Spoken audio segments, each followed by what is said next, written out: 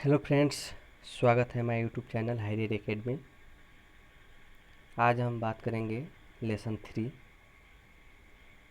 भारत से हम क्या सीखें। चलिए आइए देखते हैं। सबसे पहला क्वेश्चन है, भारत से हम क्या सीखें के रचनाकार कौन है। Option A Vivekananda, B Max Muller, C Rabindranath Thakur, D Dayanand Saraswati. तो इसका आंसर हो जाएगा मैक्स मुलर, ऑप्शन बी। अब आते हैं सेकेंड नंबर क्वेश्चन पे।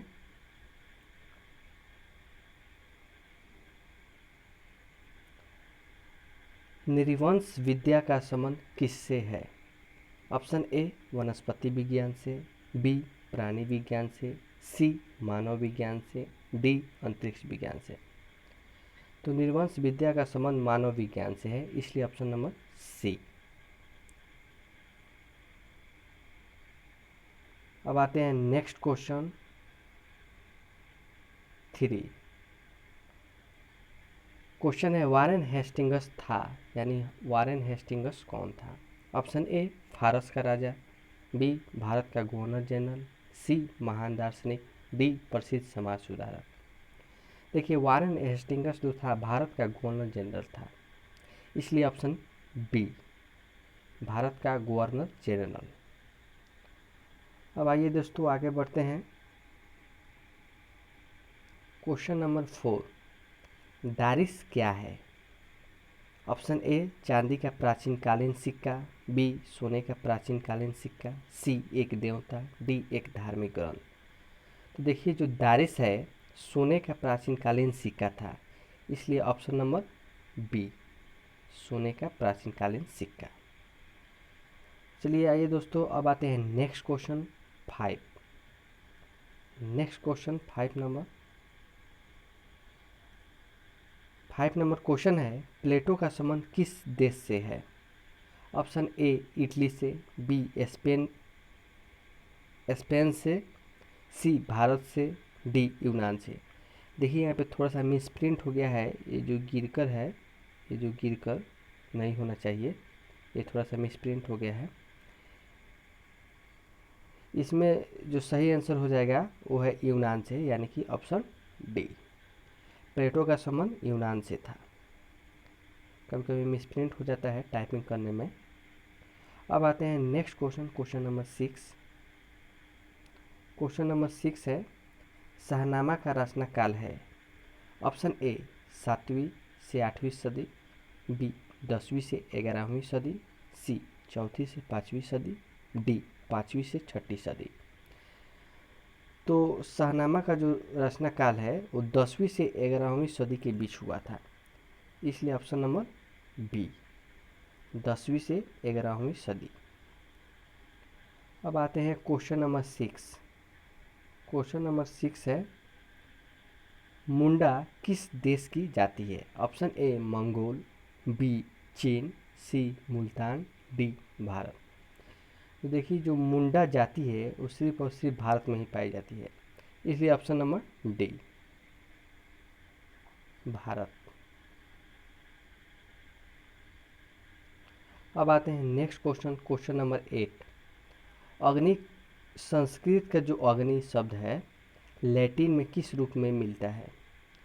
ऑप्शन ए इग्निस, बी अग्निस, सी इग्निस, डी ओग्निस। तो जो अग्नि शब्द है वो संस्कृत के इग्निस शब्द से मिलता है, इसलिए ऑप्शन नंबर सी सही हो जाता है, इग्निस। देखिए, बहुत ही वीवीआई क्वेश्चन है, कई बार पूछा हुआ क्वेश्चन है, इसलिए इस क्वेश्चन को आप लोग बहुत ही ज़्यादा ध्यानपूर्वक देखिएगा। और हाँ, इस वीडियो को देखने से पहले मैं एक बात और कहना चाहता हूँ, एक बार बुक का रीडिंग अवश्य कर लीजिएगा। चलिए अब आते हैं next question, question number 9। Question number 9 में है, सर विलियम जोन्स ने भारत की यात्रा कब की थी। ऑप्शन ए 1957 ईस्वी में, बी 1750 ईस्वी में, सी 1790 ईस्वी में, डी 1783 ईस्वी में। तो जो सर विलियम जोन्स हैं वो 1783 ईस्वी में भारत की यात्रा किए थे, इसलिए ऑप्शन नंबर डी 1783। अब आते हैं next question, question number 10। Question number 10 है, भारत से हम क्या सीखे पाठ में नए सिकंदर विशेषण किसके लिए प्रयुक्त हुआ है। बहुत ही अच्छा क्वेश्चन है। ऑप्शन ए भारत के वीरों के लिए, बी यूरोप के वीरों के लिए, सी युवा अंग्रेज अधिकारियों के लिए, डी इनमें से कोई नहीं। तो युवा अंग्रेज अधिकारियों के लिए इसका आंसर हो जाएगा युवा अंग्रेज अधिकारियों के लिए, जो भारत के नए सिकंदर विशेषण का प्रयोग हुआ है, ऑप्शन सी। चलिए अब आते हैं दोस्तों next question 11 number. Next question है, प्रल मानव का अर्थ है। ऑप्शन ए लघु मानव, बी महामानव, सी प्राचीन मानव, डी निर्धन मानव। इसका आंसर हो जाएगा प्राचीन मानव, इसलिए ऑप्शन नंबर सी। जो प्रल मानव है वो प्राचीन मानव से संबंध रखता है, इसका अर्थ यही होता है, इसलिए ऑप्शन नंबर सी। अब आते हैं next question, question number 12। Hawkers थे। ऑप्शन ए वनस्पति वैज्ञानिक, बी भूगर्भ शास्त्री, सी प्राणी वैज्ञानिक, डी पुरातत्वविद। देखिए ये हकर्स जो थे वो वनस्पति वैज्ञानिक थे, इसलिए ऑप्शन नंबर ए वनस्पति वैज्ञानिक। बहुत ही अच्छा क्वेश्चन है ये, 12 नंबर। चलिए दोस्तों अब आते हैं next question, question number 13। Question number 13 है, मैक्स मुलर का जन्म कब हुआ। ऑप्शन ए 6 सितंबर 1823 ईस्वी, बी 6 अक्टूबर 1823 ईस्वी, सी 6 नवंबर 1823 ईस्वी, डी 6 दिसंबर 1823 ईस्वी। देखिए जो एक चीज़ इसमें कॉमन है, सब में 1823 ईस्वी दिया हुआ है, लेकिन आपको सही डेट याद रखना है। ये भी बहुत ही अच्छा क्वेश्चन है। इसका 6 दिसंबर 1823 ईस्वी, मैक्स मुलर का जन्म 6 दिसंबर 1823 ईस्वी को हुआ था, ऑप्शन नंबर डी। अब आते हैं next question 14 number. Max Muller का जन्म कहाँ हुआ। Option A Ratna Park Nepal, B Dessau Germany मासा, C Washington America, D Delhi Bharat.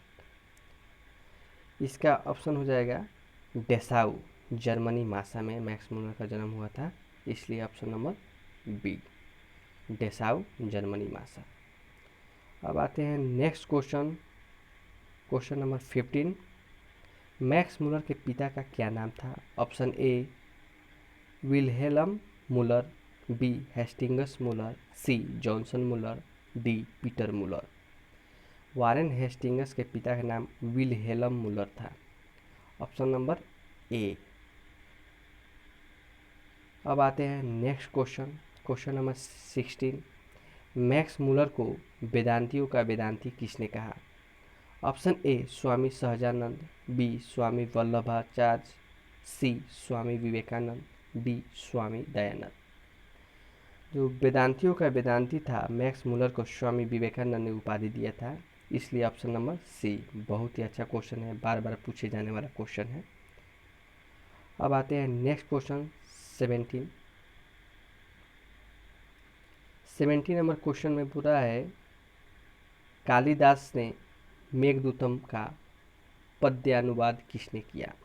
यानी जो कालिदास रचित मेघदूतम है उसका पद्यानुवाद किसने किया। Option A Rabindranath Thakur, B Swami Vitthalnath, C Kalidas को, डी मैक्स मुलर। जो इसका आंसर हो जाएगा मैक्स मुलर, यानी कि option number D Max Muller नहीं थे जो मेघदूत का पद्यानुवाद किए थे। ये भी बहुत ही अच्छा क्वेश्चन है। अब आते हैं नेक्स्ट क्वेश्चन 18 नंबर। किसे वाराणसी के पास सोने का सिक्का से भरा एक घड़ा मिला था। Option A Warren Hastings, B Wilhelm Muller, C Friedrich Max Muller, D इनमें से कोई नहीं। देखिए जो वारेन हेस्टिंगस था उसी को बनारसी के पास सोने से भरा एक घड़ा मिला हुआ था, इसलिए option number A Warren Hastings. चलिए दोस्तों अब आगे बढ़ते हैं क्वेश्चन नंबर 90। इसको मैं थोड़ा सा जूम कर लेता हूँ ताकि आपको अच्छे से दिखाई देगा क्वेश्चन। 90 नंबर क्वेश्चन है, कौन प्राचीनतम भाषा है? Option A Hindi, B Marathi, C Sanskrit, D Urdu. देखिए, जो सबसे प्राचीनतम भाषा है वो है संस्कृत, इसलिए संस्कृत को देवताओं का भाषा भी कहा जाता है, देववाणी भी कहा जाता है। संस्कृत हमारे सभ्यता की सबसे प्राचीन भाषा है, इसलिए ऑप्शन नंबर सी संस्कृत हो जाएगा, option number C.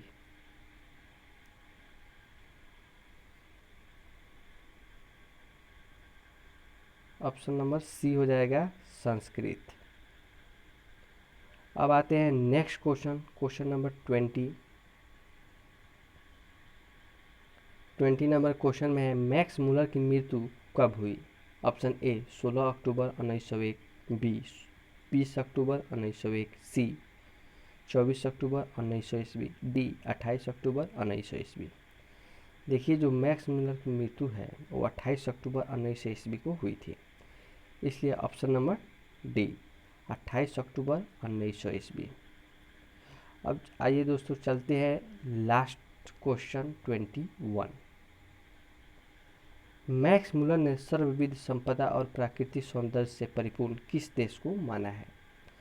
Option A Japan को, बी श्रीलंका को, सी भारत को, डी कनाडा को।